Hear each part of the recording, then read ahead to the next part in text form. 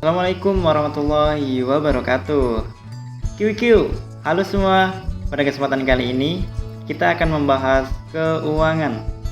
Pusing-pusing sedap memang kalau kita bicara keuangan ya. Seperti yang kita tahu, keuangan adalah sesuatu yang sangat urgent bagi setiap orang, termasuk juga pada cara penyimpanannya. Jadi, ada gak kalian 100?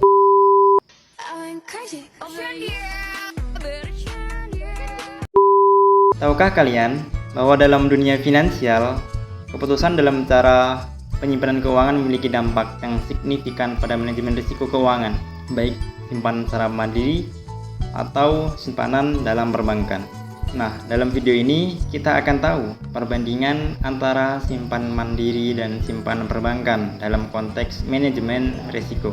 Mari kita mulai. Sebagai contoh, ada seorang wanita nan cantik nan jelita bernama Lisa. Lisa adalah seorang profesional muda dengan gaji yang terbilang tinggi. Dia merasa perlu untuk memutuskan bagaimana cara terbaik untuk mengelola dan menyimpan uangnya. Setelah melakukan penelitian dan mempertimbangkan manajemen risiko, dia mengidentifikasi beberapa pilihan, yaitu menyimpan uang secara mandiri atau perbankan. Identifikasi dan analisis risiko. Lisa menyadari bahwa menyimpan uang secara mandiri memiliki risiko yang harus dia pertimbangkan. 1. Dia takut akan kemungkinan pencurian karena dia tinggal sendirian di rumah.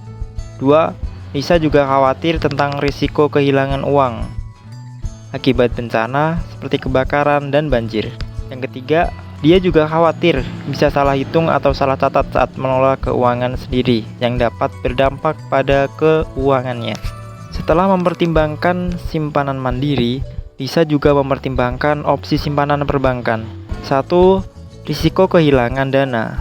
Meskipun ada skema asuransi deposit, Lisa menyadari bahwa risiko kehilangan dana di bank masih ada jika bank mengalami masalah keuangan serius. Yang kedua, risiko biaya dan komisi. Bank mengenakan biaya dan komisi terkait dengan produk dan layanan perbankan, seperti biaya administrasi rekening atau biaya penarikan di ATM yang bukan milik bank tersebut. Yang ketiga, risiko perubahan suku bunga. Lisa juga menyadari bahwa suku bunga bank dapat berubah dan dapat mempengaruhi tingkat bunga dari deposito atau tabungannya. Lalu, pada evaluasi dan mitigasi risiko, untuk simpanan mandiri, pertama, ada risiko pencurian.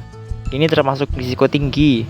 Bisa menyimpan uang tunai dan barang berharga di brankas yang kuat atau tempat penyimpanan yang aman, seperti loker besi yang terletak di tempat yang terkunci dengan baik. Kedua, mitigasi risiko Lisa dalam hal bencana. Bahwasanya bencana termasuk risiko tingkat sedang. Lisa dapat memilih untuk diversifikasi penyimpanan, membagi uangnya ke beberapa lokasi penyimpanan yang berbeda. Ketiga, ada risiko kesalahan keuangan.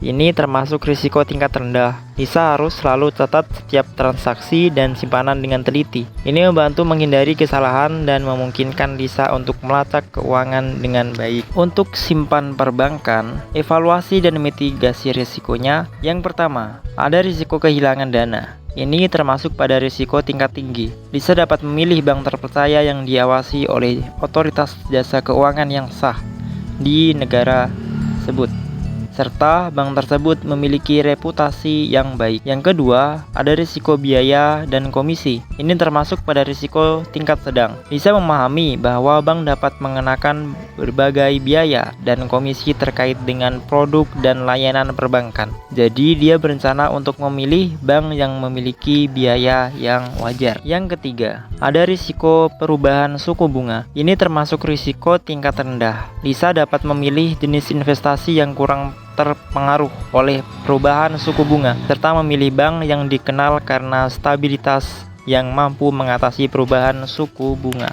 Jadi, dalam memilih antara simpan mandiri dan simpan perbankan, penting untuk memahami manajemen risiko dengan baik. Keputusan Anda akan mempengaruhi masa depan keuangan Anda. Jadi, pastikan Anda melakukan evaluasi risiko dengan hati-hati dan membuat keputusan yang bijaksana. Baik, terima kasih telah menyaksikan video ini. Semoga Anda bisa mengambil langkah yang tepat dalam mengelola risiko keuangan Anda.